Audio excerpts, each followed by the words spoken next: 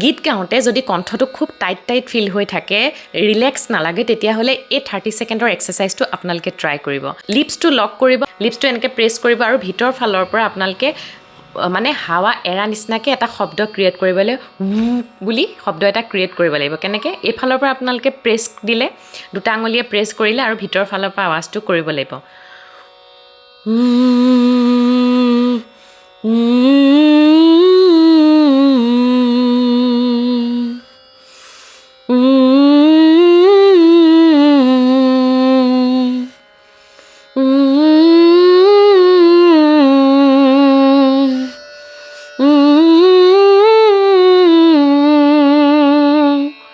ঠিক তেনেকৈ আপোনালোকে এবাৰ ওপৰলৈ যাব, এবাৰ তললৈ আহিব। তেনেকৈ 30 ছেকেণ্ড আপোনালোকে ধুনীয়াকৈ প্ৰেক্টিছ কৰক আৰু দেখিব আপোনালোকৰ সেই টাইটনেছটো, ভকেল কৰ্ডত থকা হেভিনেছটো একদম খুব ধুনীয়াকৈ পাতল হৈ গৈছে আৰু খুব এফৰ্টলেছলি আপোনালোকে ছিংগিং কৰিব পাৰিছে। সকলো সময়তে ভকেল কৰ্ডত টেনশ্যন এটা লৈ পেলাই গীত গোৱাটো পচিবল নহয়, বা তেনেকৈ গীত গালে আপোনালোকৰ নোটবোৰো ক্লিয়াৰলি নালাগে, মানে এটা টেনশ্যন হৈ থাকে। ভকেল কৰ্ডডালত সেই টেনশ্যনটো স্পষ্ট হৈ পৰে আৰু যেতিয়া আপোনালোকে টাইট ফিল হৈ থাকিব, তেতিয়া আপোনালোকে ভবাৰ ধৰণে নোটবোৰো লগাব নোৱাৰিব। গতিকে সেইটো আপোনালোকে সদায় মনত ৰাখিব।